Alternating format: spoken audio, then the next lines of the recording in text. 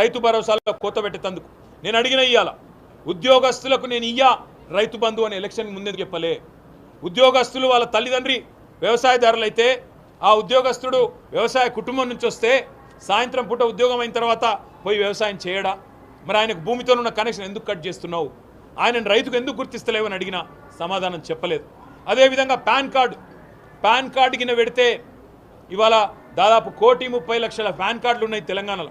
మరి వాళ్ళందరికీ కట్ అంటే ఇక మిగిలేదెవడు ఆలోచించమని కోరిన. ఐటీ అంటున్నావు, ఇవాళ పాపం ఇన్కమ్ ట్యాక్స్ కట్టేటోళ్ళల్లా రైతు బిడ్డలైన ఐటీ ఉద్యోగులు ఉన్నారు, జర్నలిస్టులు ఉన్నారు. మరి రేపటి రోజున ఐటీ కట్టేటోళ్ళందరికీ తీసేస్తా రైతు బంధు అంటే ఎవడు మిగులుతాడు? అందుకే నేను అడిగినా దానికి సమాధానం లేదు. ఎటు పెట్టి వీళ్ళ సిద్ధాంతం ఒకటే, ఎలక్షన్లకు ముందేమో అందరికీ అన్ని, ఇప్పుడు ఎలక్షన్లు అయిపోయినాయి కదా కొందరికే కొన్ని, అట్లా కటింగులు పెట్టి ఏదో రకంగా తప్పించుకోవాలన్న ఎజెండా తప్ప వీళ్లకు చిత్తశుద్ధి మాత్రం లేదు. ఇవాళ మేము అడిగినాం, ఆత్మహత్యల విషయంలో తప్పుడు మాటలు చెప్పినారు. అదేవిధంగా మన వానాకాలం రైతు బంధు ఎగ్గొట్టిండ్రు. ఎంత సిగ్గుమాలిన ప్రభుత్వం అంటే 700 కోట్లు బోనస్ ఇచ్చినాం అంటున్నారు. ఆ బోనస్ కూడా బోగస్ అని మేము చూపెట్టినాం. ఈరోజు మేనిఫెస్టోలో పెట్టిందేమో దొడ్డువడ్లకు, ఇక్కడ చెప్తుందేమో సన్నాలకు అని చెప్పి సన్నాయి నొక్కులు నొక్కుతూ ఉన్నారు. అదేవిధంగా ఇలా మేము అడిగినాం, మీరు వానాకాలం రైతు బంధు ఎగ్గొట్టిండ్రు, మీరు అదేవిధంగా రైతు భరోసా అని పేరు మార్చిండ్రు తప్ప పైసలు మాత్రం పెరగలేదు. ఉన్నదే రైతు బంధును పేరు మార్చి కేవలం మార్పు అంటే ప్రజలు కోరుకున్నది, రైతులు కోరుకున్నది పేరు మార్పిడి కాదు. రైతులు కోరుకున్నది, ప్రజలు కోరుకున్నది గుణాత్మకమైన మార్పు. మాకు ఇంకిన్ని ఎక్కువ పైసలు రావాలి, ఎక్కువ పెట్టుబడి సాయం కావాలనే ఆలోచన చేసిండ్రు. అందుకే ప్రభుత్వాన్ని అడిగినాం, వానాకాలం ఎగ్గొట్టిండ్రు, మళ్ళొక్కసారి ఎగ్గొట్టే ప్రయత్నం చేయకండి, పెంచిన రైతు భరోసా ఇవ్వండి అని అడిగినాం. దాంతోపాటు మేము ఈరోజు వారికి ఇంకో 2-3 విషయాలు చెప్పాం. మేము ఈ ప్రభుత్వాన్ని నమ్మడం లేదు, వాళ్ళు చెప్పే కాకి లెక్కలు కూడా మేము నమ్మడం లేదు.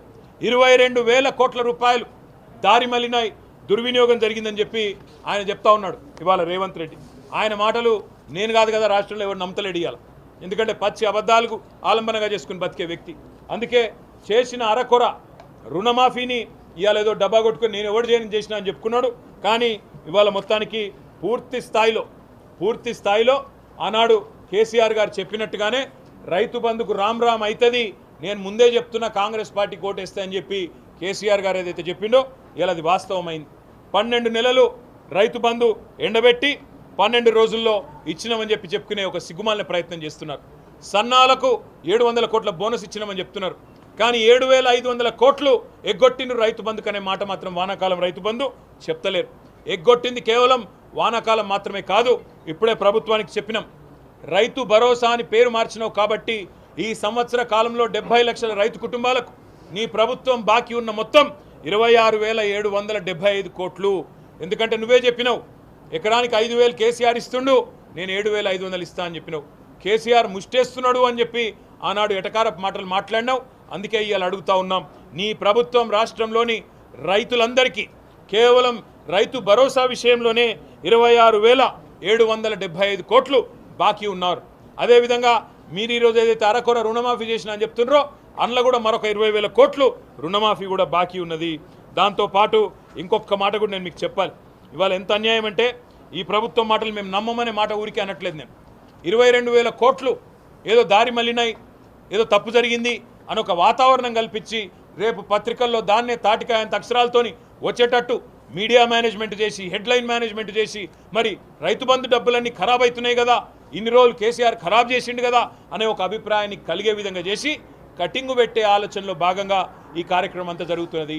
అందుకే రాష్ట్రంలోని ఉద్యోగులకి, రాష్ట్రంలోని పాన్ కార్డ్ హోల్డర్లకి, రాష్ట్రంలో ఉండే మన పత్తి రైతులకి, కంది రైతులకి, అదేవిధంగా ఒక పంట పండించే సోయా రైతులకు కూడా అనుకుంటా వారందరికీ నా ప్రార్థన, నా విజ్ఞప్తి, ఈ ప్రభుత్వం ఇవాళ ఎత్తగొట్టే ప్రయత్నం చేస్తున్నది. ఈ ప్రభుత్వం ఇవాళ కేవలం రైతు బంధుకు రామ్ చెప్పే ప్రయత్నం చేస్తున్నది.